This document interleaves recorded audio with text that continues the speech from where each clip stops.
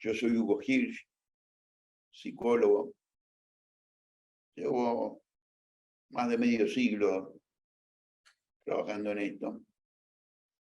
Y quisiera presentar a Marcelo Kornberg, que está conmigo, para hablar un poquito sobre preguntas.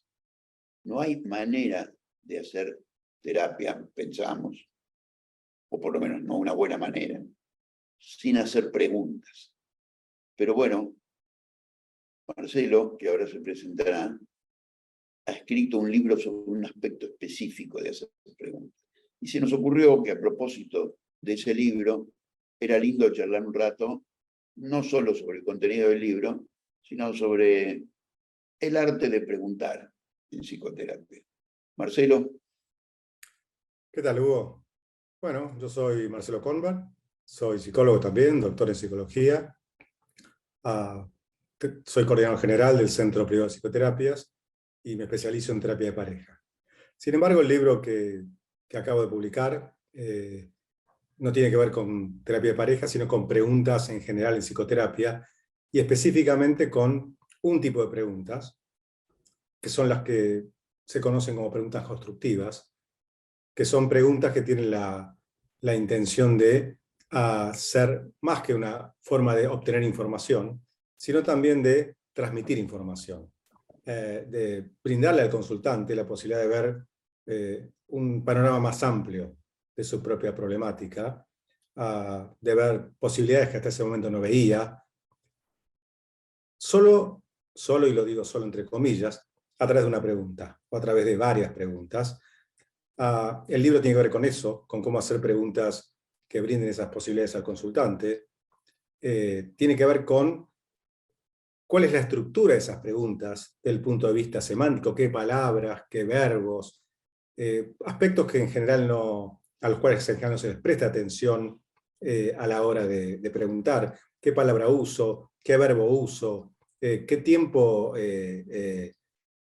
uso? Si uso el pasado, si uso el presente, si uso el condicional. ¿En qué lugar pongo al consultante dentro de esa pregunta? Y cómo de esa forma puedo obtener resultados diferentes. Y todo eso marcado dentro de un aspecto muchas veces desdeñado en psicoterapia, que es el manejo de la conversación terapéutica. Y bueno, el libro versa sobre eso. Al que le interese lo podrá comprar. Inclusive el libro habla de cómo entrenarse y autoentrenarse para hacer mejores preguntas.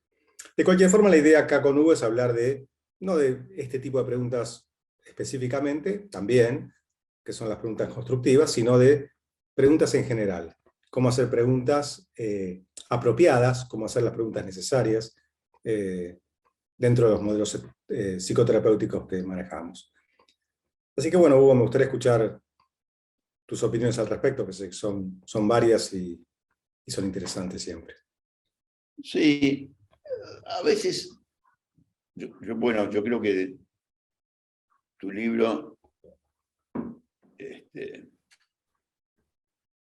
va hacia a un nivel superior de elaboración. Si vamos a algo más básico, algo obvio, pero lo obvio, viste que de tan obvio frecuentemente no se hace o no ocurre.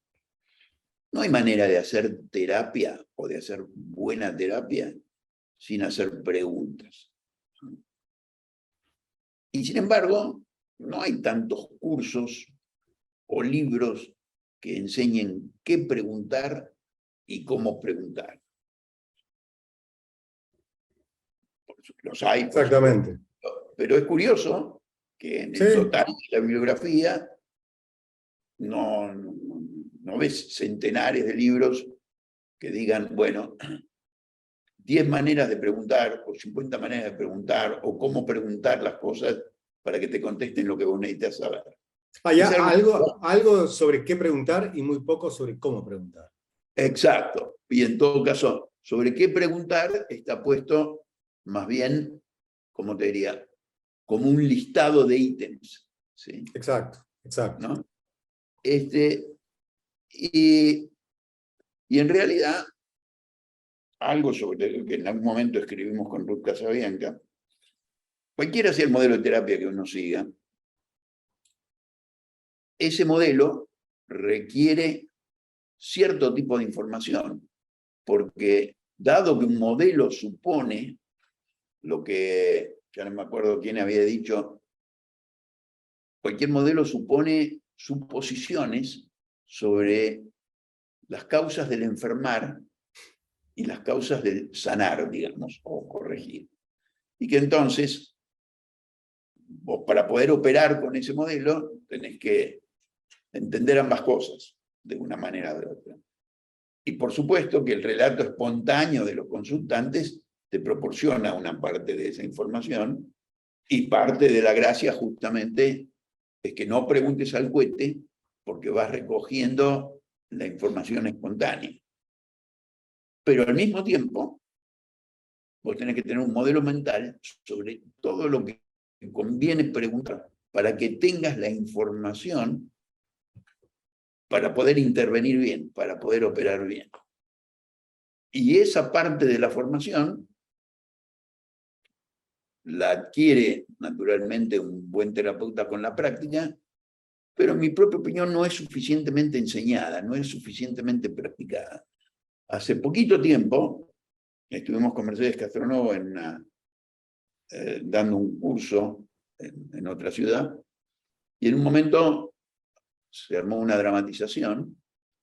La dramatización implicaba una primera entrevista a un paciente que consultaba porque su fobia a las alturas le hacía muy difícil concurrir a su trabajo nuevo que tenía lugar en un piso alto. Y la entrevista fue bastante buena en la dramatización, convincente.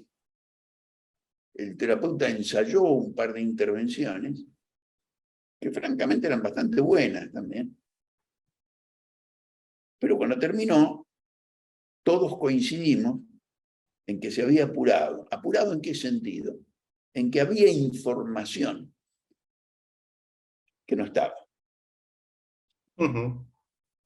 Que para poder operar con mayor precisión había 3, 4 datos, no vale la pena entrar en ellos, que faltaban. Y que eso le hubiera permitido intervenir digamos, con otra exactitud. Ahora, eso no es raro. En absoluto. ¿No? Eso es común. Y hay una prueba que cualquier terapeuta puede hacer, que es bastante interesante, ¿no? Si yo quiero preguntar,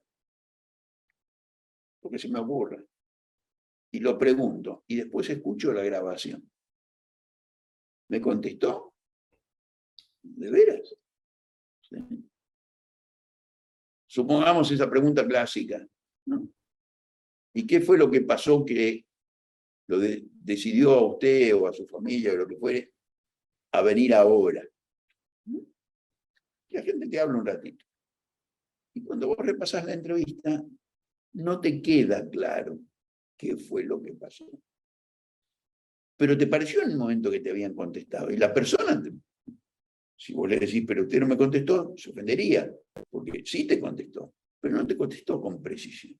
Bueno, hay una primera cuestión sobre el arte de preguntar, que es preguntar la información que te falta y preguntarlo de un modo que la persona se pueda imaginar exactamente lo que vos estás buscando y chequear con la persona que ambos han conseguido realmente producir y entender la información requerida, ¿no? Ahí me parece que hay como dos temas.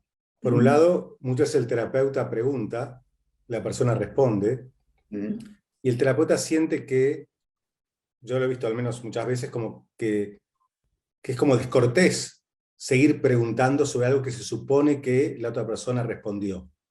Que ya me respondió y bueno, no le puedo seguir insistiendo porque ya me respondió. Muchas veces, como decís vos, el terapeuta se queda con la idea de que le respondieron y cree que le respondieron. Yo creo que una buena forma de, por ejemplo, la pregunta que vos, el ejemplo que vos estás dando es, ¿me puedo imaginar la escena en la cual la persona llamó y qué es lo que disparó la escena? ¿Me puedo imaginar la escena como si fuera una película? Le pasó tal cosa y entonces dijo, no, yo no aguanto más, necesito hacer algo. Si no me la puedo imaginar, es que la respuesta quizás seguramente me la dio la mayor parte de las veces con toda honestidad el consultante, pero ni el consultante lo tiene del todo claro. Y a veces lo que la obligación de uno como terapeuta, lo que el terapeuta tiene que hacer, porque no le queda otra, es preguntar más en específico. E insistir, por supuesto, a riesgo de, quizás estoy siendo un poco pesado, pero la verdad que me gustaría que me quede claro.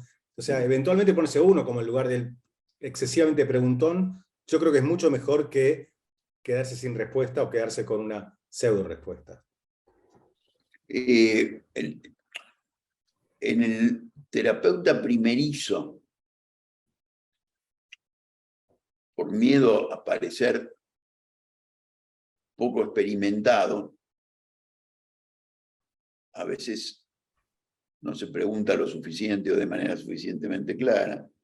Y por el otro lado, el terapeuta experimentado, por dar por supuesto que entendió lo que en realidad no entendió, por ambos caminos se puede no preguntar lo suficiente o hacerlo de manera inadecuada. Algo que dijiste vos recién, yo creo que es una muy buena manera de... Porque en general, yo creo que el 90% de la gente toma eso fácilmente.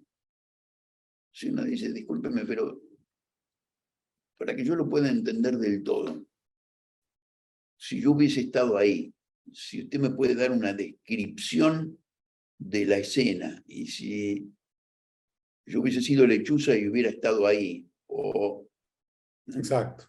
O si es una escena interna, cuénteme cómo usted se habla a sí mismo y qué se dice, o lo que fuere. En definitiva, algo que realmente parece tan obvio, ¿no es cierto? Preguntar lo que tengas que preguntar. Sí, es obvio, pero es más difícil de lo que parece, requiere cierta práctica y es siempre mejorable con los años. Y también uno va adquiriendo, creo yo, incluso en esa forma de hacer las preguntas, herramientas adicionales, ¿verdad? Como decirle, bueno, si usted me pudiese decir exactamente cómo es eso, le doy un ejemplo. Si fuese así asado, entonces usted podría decirme tal cosa. Y eso, aunque es inductivo, y lo podés usar de manera inductiva, vos seguramente dirás algo al respecto, pero en principio, muchas veces es necesario a la gente explicarle de una manera más clara y con imágenes qué es lo que uno está buscando, hasta que se lo puede representar con claridad. Eso tiene naturalmente otros capítulos que son en parte los que vos desarrollás y estoy seguro que podés decir algunas cosas interesantes. Sí, pero, y ahora podemos hablar sobre eso, pero en cuanto a lo que vos decís, a mí me parece que es fundamental. Durante muchos años supervisando terapeutas, y yo sé que a vos también te ha pasado, uno pregunta, ¿y esta persona de qué trabaja? O si es un adolescente, pregunta, ¿y los padres qué hacen? Pero uno, ¿por qué pregunta eso? ¿Por simple curiosidad? No, porque aquello que una persona hace, o lo que hacen los padres de un adolescente, tiene una significación y define el contexto en el cual está la persona. Entonces, ¿de qué trabaja? No es lo mismo que si está desempleado, si tiene una empresa a la cual se tiene que dedicar 20 horas por día, o si hace un trabajo de oficina de 9 a 5 de la tarde, rutinario. No es la misma persona, no son las mismas circunstancias, no estoy operando sobre lo mismo. Y muchas veces me ha pasado que le pregunto a un terapeuta, ¿y esta persona de qué trabaja cuando consulta por un caso? Claro. No sé, creo que trabaja en una empresa. ¿En una empresa de qué tipo? ¿Qué hace? ¿Tiene alguna especialización? ¿Hace un trabajo administrativo? No sé. dice el terapeuta, debería averiguarlo. Y a mí me asombra porque es parte para nosotros al menos, es una parte esencial de conocer el contexto del consultante, qué hace en su vida, a qué se dedica. Lo mismo preguntas como, cuando pasa tal cosa, supongamos, aquello por el cual la persona está, o el problema sobre el cual estamos trabajando, ¿qué hace su familia? Y muchas veces la persona va a decir, ellos no me entienden, o ellos tratan de ayudarme pero no pueden. Y muchas veces el terapeuta de vuelta, como decías vos, se puede quedar con esa respuesta. No me entienden, tratan de ayudarme pero no pueden. ¿Pero qué significa eso? Para mí no significa nada todavía. Significa una creencia que tiene el consultante respecto a lo que le pasa con su familia. Pero si uno empieza a preguntar, va a ver que las personas hacen cosas cuando el consultante presenta el problema X del cual estamos hablando, que a veces no tienen nada que ver con esa primera respuesta. Y si simplemente no avanzamos en preguntar, que es obtener datos, en principio datos de la realidad tal cual la ve el consultante. Bueno, por eso para nosotros es tan importante que eventualmente el consultante venga al consultorio con la familia, alguna vez por lo menos, porque aparte en el consultorio nos vamos a enterar de muchas otras cosas que el consultante no es que nos ocultó, simplemente no las ve así. Y su familia nos va a dar otra visión, y aparte vamos a ver en vivo cómo interactúan. Toda esa es información que no se pregunta, o se pregunta muchas veces, y de buena fe el terapeuta puede creer que le dieron la respuesta, como vos decías, pero la verdad que lo que le dieron es una respuesta vacía, que tiene, la verdad, muy poca utilidad al momento de intervenir. A veces, no sé si vos pensás lo mismo, bueno, viene alguien, consulta de manera individual, la conversación avanza y vos ves, te formás, en función de lo que la persona te dice, una visión de los hechos. Uh-huh. Y si, por ejemplo, preguntás, y si su cónyuge o su hijo estuviese acá, ¿me diría lo mismo o según él las cosas son distintas? Es una muy buena pregunta. ¿No? Sí. Y yo creo que es interesante porque, bueno, naturalmente que todos estamos de acuerdo en que las cosas significan distinto para distintas personas, pero no me estoy refiriendo a eso. Me estoy refiriendo a que la gente difiere de manera significativa muchas veces en lo que pasó, que no se ponen de acuerdo en lo que pasó.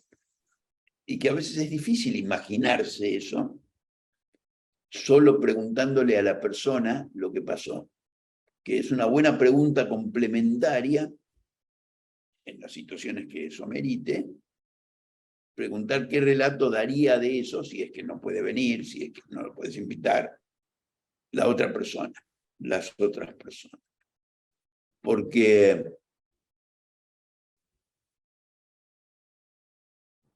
la posibilidad de que vos intervengas depende, como dijimos antes, de la precisión de los datos que tengas y de la organización de esos datos para saber por dónde y cómo intervenir, ¿no es cierto? Pero, bueno, Pero dale. bueno, que es importante lo que estás diciendo porque, bueno, yo que trabajo mucho con parejas, es bastante habitual que en las parejas no haya el mismo relato de aquello que pasó, aún habiendo estado los dos juntos. Casi siempre el relato difiere. Sí. Y parecería que alguien está mintiendo o alguien está distorsionando los hechos. Y la verdad es que no es así. Cada uno vio ese suceso de una forma diferente. Desde la visión de muchos terapeutas está la idea esta, que para mí es como una de las tres patas de la manera de ver la psicoterapia que podemos tener en estos modelos. Una de esas tres patas es, bueno, la verdad es que las visiones en realidad son múltiples y no podemos estar luchando por entender, bueno, ¿quién está contando la verdadera narración de los hechos? Como si fuera una cuestión detectivesca. La verdad es que cada uno tiene una narración de los hechos distintos y uno como terapeuta de pareja o de familia debería entender que esto va a ser así y que sobre eso hay que operar. Pero esa pata me parece muy importante a la hora de preguntar y a la hora de no quedarse enganchado con la idea de tengo que averiguar cuáles son los hechos reales, como si uno fuera una especie de periodista que quiere saber exactamente qué pasó en ese momento. La verdad que hay narraciones distintas. Y así como hay narraciones distintas, yo decía las tres patas, la otra es lo que para nosotros es muy importante, que es lo interaccional. Nos importa lo que le pasa a la persona, pero nos importa qué hacen los otros que interactúan con la persona. Y lo tercero, que tiene que ver con una buena parte de lo que trato en mi libro, que es, nos importan las dificultades que la gente tiene, pero también nos importan mucho los recursos que la gente tiene, y tratamos de promoverlos. Así es, coincido. Curioso ahora que mencionaste lo del periodismo, ¿no? De hecho, un buen periodista busca varias fuentes, ¿no? Exacto. Precisamente porque sabe. Y respecto a lo que decían en pareja, con parejas, tan habitual, ¿no? Y tan difícil de desactivar cuando uno de los dos dice, mentís, no fue así, ¿no? De ninguna manera, el que miente sos vos. Y vos lo sabés mejor que yo, es bien trabajoso, ¿sí? El pasaje ese del mi versión contra la tuya y lo que verdaderamente pasó es la mía, Totalmente. ¿no? Que ese tránsito cuando se consigue, ya hay mucho hecho. Bueno, pero ese tránsito, como muchas otras cosas para mí en terapia, es responsabilidad del terapeuta. Sí. Y bueno, si uno no lo consigue, tiene que asumir que esa vez no lo consiguió, pero es más cómodo endilgárselo a los consultantes, pero la verdad que no es la forma en que uno logra hacer mejor las cosas o evolucionar en su trabajo. Así es. Pero bueno, hasta aquí nos referimos básicamente a recordar que es necesario hacer preguntas y hacerlas bien para entender bien de qué se trata. Ese es un plan. Otro plano, vos ya lo empezaste a mencionar, que es hacer preguntas que dan la posibilidad, que dan otras posibilidades en principio, que dan la posibilidad de que otra gente escuche la opinión de alguien más, vea una posibilidad donde solo veía un problema, imagine soluciones, etc. Creo que en lo tuyo hay bastante de eso, ¿verdad? Sí, porque en realidad preguntando de una manera distinta, uno puede obtener respuestas distintas. Y las respuestas distintas que da la misma persona, que tiene mucho más valor que lo que le dice el terapeuta, porque la respuesta es algo en lo cual el consultante seguramente cree, porque él dio esa respuesta. Uno le puede decir las ideas más geniales y sofisticadas a un consultante, pero hay que ver si cree en ellas. Ahora, si uno le pregunta y la persona responde, la persona está respondiendo lo que la persona cree. Y ahí la forma de preguntar es esencial. Yo doy un ejemplo en el libro, un ejemplo simple, pero la verdad que es un ejemplo que surgió de los tantos talleres que di de preguntas constructivas, que tiene que ver con una persona cuenta una situación difícil que pasó, una situación que lo angustió y que a esta persona la dejó mal, y el terapeuta escucha.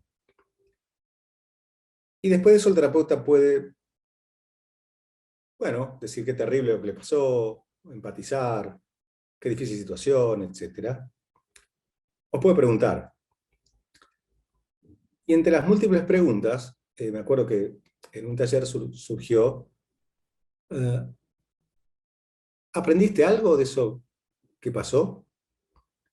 Y es una buena pregunta, porque eso que pasó fue malo, pero la idea de aprendizaje suma que a pesar de lo malo que fue, eso sumó recursos, eso no fue totalmente negativo ni totalmente gratuito para el consultante. Y después una alternativa que si está bien usada es todavía mejor, que es, ¿qué aprendiste de eso que pasó? La diferencia parece mínima, pero es gigante, que es entre ¿qué aprendiste algo? Y la persona podría ya responder, no, la verdad que no sé si aprendí algo. No sé, quizás no aprendí nada. Quizás responde que sí, quizás responde que no. La pregunta, ¿qué aprendiste de eso que pasó? Incluye la idea que lo aprendió. Dentro de la frase hay lo que se llama, bueno, eso lo desarrollo bastante en el libro, una presuposición inserta, de que la persona algo aprendió. Por supuesto, no es una pregunta que obliga a la persona a decir que algo aprendió. Simplemente le facilita el camino para pensar que algo puede haber aprendido cuando la pregunta es, ¿y qué aprendiste de esto que pasó? La verdad es que si la persona no aprendió nada, no va a inventar algo en ese momento. Pero si aprendió algo, si le queda un saldo positivo, la pregunta lo va a ayudar, lo va a llevar por ese camino, que le va a hacer sentir, bueno, fue una situación difícil, fue una situación desafortunada, pero aprendí algo y eso me hizo mejor. Es súper interesante lo que decís, porque yo te escuchaba recién y pensaba, bueno, ¿no? Porque es muy bueno. La pregunta parece casi igual y es bastante distinta. Y lleva distintos caminos, ¿no? Porque suponete, vos decís, ¿y aprendiste algo de lo que pasó? Y la persona tiene que pensar, aunque sea un segundo, si aprendió algo o no. Y tiene dos posibilidades. Decir que sí aprendió y desarrollarlo, o decir, no, no aprendí nada. Lo que a su vez le da una posibilidad al terapeuta. Estoy inventando sobre la marcha, ¿verdad? Sí, sí, claro. ¿Sí? Desde a qué atribuís vos que no hayas aprendido nada, se desarrolla un camino. La primera, ¿sí?, obliga a la persona, eventualmente, si dijo que no aprendió nada, a reflexionar sobre Totalmente. qué llevó a no aprender y eventualmente a, en la charla con el terapeuta, ir construyendo quizá un caminito sobre qué tendría que cambiar él o cómo deberían cambiar las experiencias para que él pueda aprender, en cualquiera de los dos casos. En la segunda, que la podés hacer en todos los casos, uno podría decir, uno puede elegir una u otra forma de acuerdo a cómo es el terapeuta. En parte es cierto, pero en parte también... De acuerdo cómo es el caso también. Depende del caso, pero claro, y depende de algo que la terapeuta va reconociendo con el tiempo a medida que progresa, que es, bueno, habrá consultantes con los que va mejor la primera pregunta, consultantes con los que va mejor la segunda, porque si el tipo es muy oposicionista, no te viene a decir qué aprendiste porque te debe decir nada. Entonces era mejor la primera pregunta. Exactamente, ¿no? Exactamente. Es todo un arte eso. Es todo un arte saber cuándo hacer cada pregunta, sí, con qué consultante, en qué momento de la sesión o en qué momento de la terapia. Y es todo un arte formular la pregunta de una forma adecuada, con el tono adecuado, usando las palabras adecuadas y los tiempos verbales adecuados. Yo lo que digo en el libro es que eso se entrena. Es más, siempre hablamos de que casi todo se entrena. Hay gente que aprende más rápido, hay gente que aprende más despacio, pero todo se puede mejorar si la persona lo entrena. De hecho, hace poco leí a alguien que es políglota decir que él no tenía facilidad para los idiomas, que aprendió su primer idioma como a los 20 años, su primer idioma extranjero, y que en realidad para ser políglota no hace falta tener tanta facilidad para los idiomas como la gente cree, sino encontrar un método adecuado. Y mucho interés. Y mucho interés. Y probablemente para ser un mejor terapeuta, seguro, más allá de tener ciertas características personales, es importante tener un método adecuado y ganas de entrenarse. Y entrenarse requiere lo que Erickson llama práctica deliberada, que no es simplemente ver muchos pacientes, por ejemplo, sino practicar una herramienta en particular, por ejemplo las preguntas, o las preguntas constructivas específicamente, si uno quiere, y practicarlas no solo con los pacientes, y grabándose y escuchándose, sino practicarlas haciendo role-playing y que te den feedback, porque si no te dan feedback, pensás que hiciste algo bien y quizás lo hiciste mal. y estás convencido que lo hiciste bien. Eso nos pasa a todos, en todas las áreas de la vida, no solamente en la psicoterapia. Bueno, eso es otro aspecto que desarrolló en el libro que tiene que ver, bueno, cómo hacer mejores preguntas, constructivas en este caso, y cómo entrenarse para hacerlas. Porque uno puede aprender, leer el libro, qué interesante, y después creer que las hace y no las está haciendo adecuadamente. Pero eso vale para preguntas constructivas o como para cualquier otro tipo de intervención como una en psicoterapia.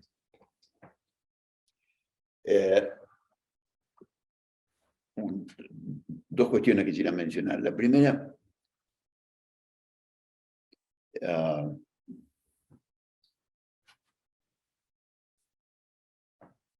una de las razones, en mi opinión, por las cuales, una de las razones, quizá no la más importante tampoco, por las cuales ciertos modelos terapéuticos están de moda un tiempito y después se van desapareciendo,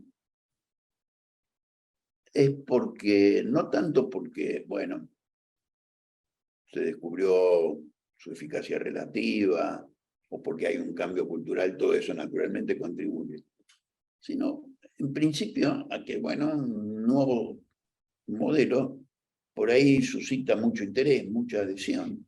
Eso no quiere decir que sus practicantes, los terapeutas que lo llevan a cabo, se entrenen lo suficiente en hacerlo bien o súper bien.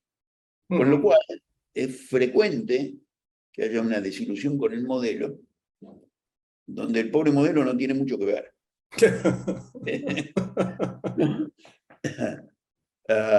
Una de las razones, claramente, para mi gusto, por los cuales hipnosis aparece y desaparece cada tantos años, es sencillamente porque, bueno, trabajar bien con hipnosis requiere mucho entrenamiento, mucho entrenamiento, mucho feedback, y bueno, y la gente se entusiasma un poco, pero después no sigue practicando lo suficiente como para volverse campeón de tenis, digamos.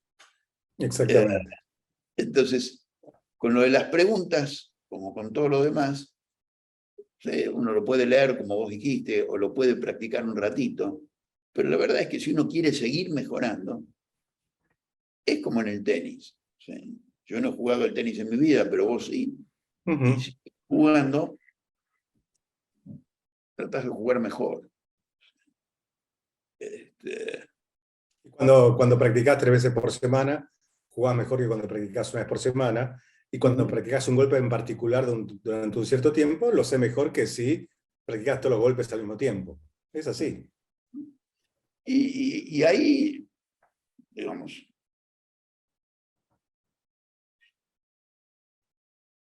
saber preguntar, hacerlo bien, hacerlo con la máxima economía también, es muy importante. Porque parece una tontera, ¿verdad? Pero sacando letra de una disciplina distinta, en algún momento estuve dando algunas clases a estudiantes de medicina sobre entrevista médica, ¿no? Un médico es alguien que en general va a tener poco tiempo con los pacientes y en ese poco tiempo tiene que obtener la información que necesita de los pacientes y también, eventualmente, con esa información, sugerir algo, ya sea una receta o un estudio, un tratamiento, y que la gente tome eso como válido. Eso requiere ser capaz de preguntar lo justo, porque si pierde tiempo preguntando otras cosas, no va a llegar.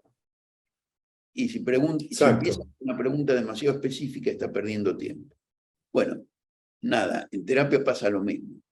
Vos tenés un orden de lo general a lo particular que te permite trabajar, y eso también se entrena.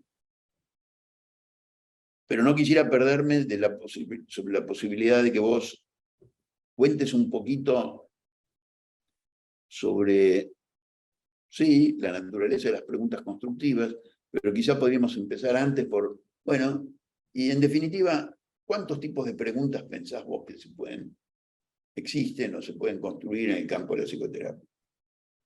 No, yo creo que la cantidad de preguntas son infinitas. pero también es cierto que preguntar, por ejemplo, vamos a hablar de los modelos en psicoterapia. Preguntar es una habilidad que tiene que tener cualquier terapeuta, cualquiera sea su modelo. Y también tiene que ser consciente que las preguntas que hace en sí mismas tienen influencia.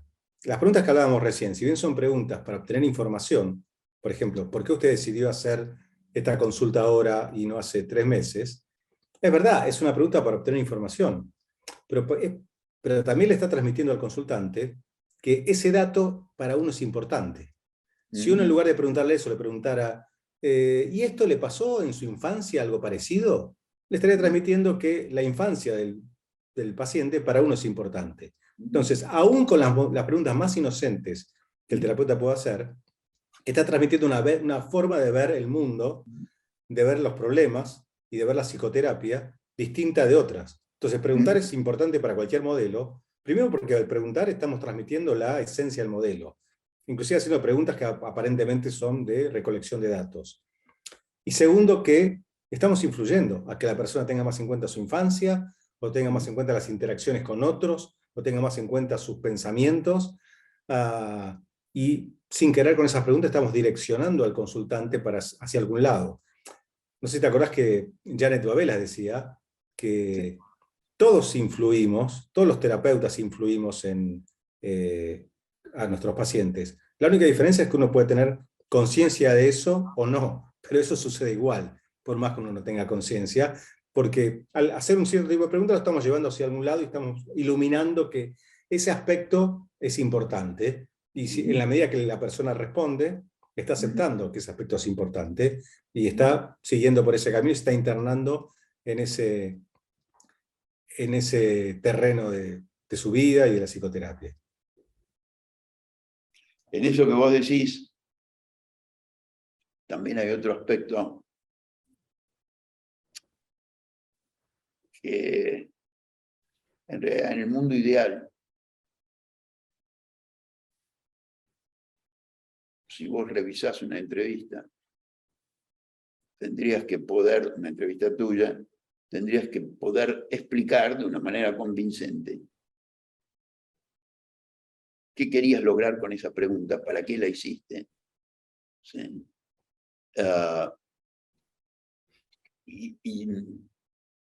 Y si esa pregunta era la más adecuada.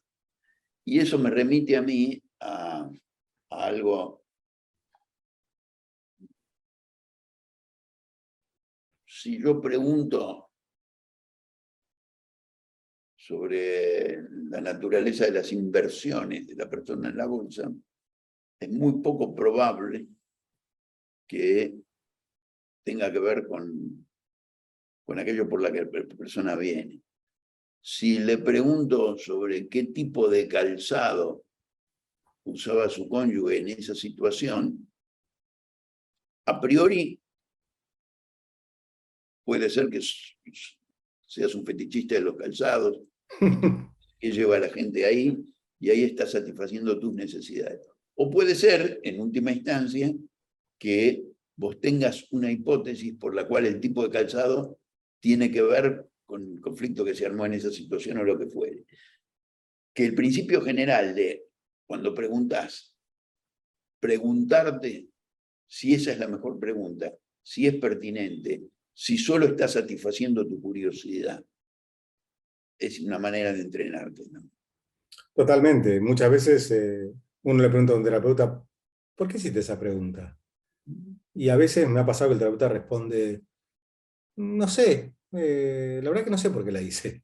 Y la verdad que la mejor enseñanza que uno le puede dar al terapeuta es esto que vos decís. La verdad que cada vez que hagas una pregunta, sería bueno que te digas a vos mismo para qué la estás haciendo. Y si no tenés una respuesta para vos mismo, no la hagas. Porque tus preguntas debieran ir en una dirección. Todo modelo enseña una cantidad de preguntas necesarias para formular un caso. Entonces, esas son las preguntas que debieras hacer. Cualquier pregunta que se salga de ahí, bueno, quizás tenés una excelente razón para hacerla, pero por lo menos tenés que tener clara vos, como mínimo. Quizás me decís, yo la hice por eso, y yo como supervisor puedo diferir en eso, pero bueno, estamos simplemente teniendo opiniones diferentes, no estamos en un punto en el cual me decís, no tengo ni idea por qué la hice. ¿Qué sé yo? Me pareció que tenía que hacerla. Me pareció que podía aportar información interesante. ¿Información interesante sobre qué? Es muy bueno eso de interesante. ¿Qué quiere decir interesante? ¿Verdad? Sí, totalmente. Información de interacción. No, si alguien dice, bueno, le pregunté al paciente por su infancia porque me pareció que podía ser interesante ligar los hechos de su infancia con esto que le pasaba ahora porque era alguien que venía con tratamientos psicoanalíticos y seguramente eso le iba a hacer sentido a la hora de intervenir. Ok, me dio una explicación y la explicación tiene sentido y es pertinente. Ahora, le pregunté por su infancia porque, no sé, porque me pareció que tal vez podía ser interesante. Stop. Bueno, a eso le falta un poco de fundamento. O la persona diga, porque yo empecé como cartonero, y vos te fascinás y decís, ¿cómo como cartonero? Y te empezás a interesar en la historia, y perdés de vista que en realidad vos necesitas la historia, y él, para algo en particular, ¿no? Está satisfaciendo tu curiosidad y no una necesidad, ¿no? Digamos así, del tratamiento. En todo caso, a veces puede ser al revés. Alguien te cuenta algo ¿Mm? que no parece muy pertinente con su problema, y creo ¿Mm? que es bueno preguntarle, ¿por qué me está contando esto? ¿Por qué le ¿Mm? parece importante contarme esto? Entonces ¿Mm? lo das vuelta, digamos. La persona tiene que explicar por qué te lo está contando. Que ahí volvemos al mismo truco que vos usaste antes. ¿Por qué me está contando esto? Presupone que hay una razón y lo podés hacer al revés. Siguiendo el ejemplo que diste antes, usted me está contando esto por una buena razón, explíquemela. Están las distintas maneras de lo No, es mismo. que podría pasar que alguien empiece a contar sobre su infancia. ¿Mm? Uno le pregunta por qué está consultando, y alguien ¿Mm? rápidamente se va a su infancia, y uno le pregunta, perdón, no digo que no haya elementos muy importantes en su infancia, pero ¿por qué usted está decidiendo contarme esto ahora? Bueno, no sé, puede responder la persona. ¿Usted es psicólogo? Yo pensé que los psicólogos necesitaban saber sobre la infancia de las personas. A lo que uno podría responderle, bueno, muchas veces sí, pero primero quisiera que nos concentremos sobre lo que le está pasando ahora y después, en todo caso, de ser necesario, vamos a su infancia. Pero si uno no pregunta y lo deja seguir de largo, quizá la persona se extendió toda la sesión hablando de su infancia. Está buenísimo. Marcelo, ¿querés dar un pantallazo de lo que vos describís como preguntas constructivas? ¿Sí? Y si querés hablar también de un minuto además de preguntas constructivas, ¿qué otro tipo de preguntas? Lo que vos quieras. ¿Sí? Porque es bueno No, que quienes nos escuchan imaginen, ¿cómo te diría?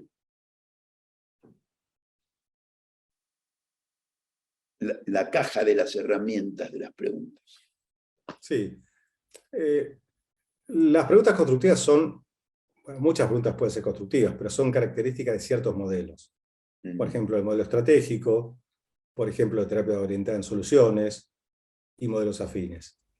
Y son preguntas, como decía antes, que ah, apuntan mucho más a las posibilidades, a los recursos, a ampliar el panorama de las personas y de los aspectos saludables de las personas, que a insistir sobre lo que no funciona, sobre lo que está mal. En ese sentido, una típica pregunta constructiva es las preguntas que hace el modelo de De Shazer sobre las excepciones, ¿no? En lugar de concentrarse en cuando la persona tiene el problema, preguntarle por cuando el problema no ocurre, que también puede ser hecha, como decía yo antes, con una presuposición incerta. ¿Y en qué momentos usted no se siente triste o no se siente deprimido? Dando por sentado que la persona, hay momentos en los cuales no se siente triste o no se siente deprimida. Y la persona va a decir, bueno, en los momentos, por ejemplo, en los cuales me junto con mis amigos a tomar una cerveza. Ok, ¿y eso sucede con frecuencia? Bueno, algunas veces lo hago, pero otras veces no tengo ganas. Y cuando tiene ganas, ¿cómo surge ese impulso y cómo lo desarrolla? Ujú. Fíjate que yo estoy haciendo una pregunta constructiva tras la otra, y sin embargo parecen preguntas totalmente naturales, pero que apuntan en lugar a investigar lo que no funciona y profundizar sobre lo que no funciona, investigar lo que sí funciona, aunque sea pequeño, desarrollarlo y que la persona lo pueda hacer cada vez más. Eso parece simple cuando uno lo relata así, pero como decís, tiene toda una técnica detrás que tiene que ver con presuposiciones insertas, que tiene que ver con preguntas orientadas al futuro, que tiene que ver con qué tiempos verbales uno utiliza, qué preposiciones utiliza. Si yo le pregunto a alguien, no sé, hay momentos en los cuales usted se siente mejor, y quizás la persona me dice, y alguno habrá, pero si yo le pregunto, hay momentos en los cuales usted se siente un poquitito mejor, ese poquitito ayuda y facilita que la persona diga que sí. Claro. Y la persona dice que sí, entonces yo puedo seguir desarrollando sobre esos momentos que en principio son poquititos, pero que en la medida que empiezan a ocupar una buena parte de la conversación, quedan mucho más iluminados. ¿Cómo hacer ese tipo de preguntas? ¿Cómo construirlas y darle al paciente la posibilidad que responda? Y armar toda la conversación que tiene que ver con eso, es una gran parte de qué son las preguntas constructivas, que en el libro, 2 capítulos, yo, en mi opinión, los 2 más importantes tienen que ver con cuál es la estructura de las preguntas constructivas, que tienen presuposiciones insertas, que apuntan al futuro, que usan cierto tipo de preposiciones, cierto tipo de diminutivos, etcétera, etcétera. Y después, cuál es la dinámica. ¿En qué momento de la conversación la hago? ¿En qué momento de la conversación, si la hago, probablemente quede medio en falso, porque la voy a hacer demasiado rápido, o el consultante no lo va a haber sentido? ¿Cómo tengo que dejar que se desarrolle el tema? Por ejemplo, en una parte del libro estudio una sesión completa de una terapeuta, y está claro, por ejemplo, que las preguntas constructivas aparecen mucho más hacia el final de la sesión que al principio de la sesión. Bueno, esa es otra guía, por ejemplo, que tiene mucho más que ver con la dinámica que ver con la estructura de las preguntas. Repito, tienen 2 partes. ¿Cómo? La Sí, sí. estructura, qué son, cómo se arman y cómo las desarrollo y en qué momento de la entrevista.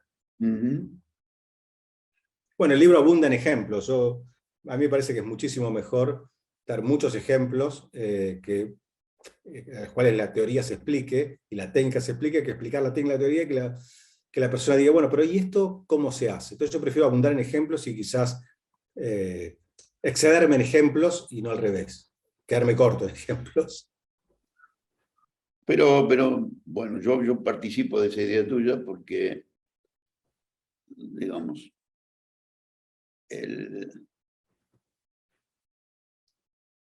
si hay cierta simplicidad en la estructura conceptual que dé lugar a multiplicidad de acciones, es mejor que estudiar una estructura conceptual compleja. En resumen, tu libro expone muchos ejemplos y quizá pocos principios, pero a mí eso me parece una gran combinación, porque si se trata de aprender unos pocos principios y llevarlos a la práctica e imaginarlos en múltiples ejemplos, eso es mucho más fácil de hacer que aprender un montón de principios en una estructura compleja que inevitablemente algún tiempo después olvidás en parte.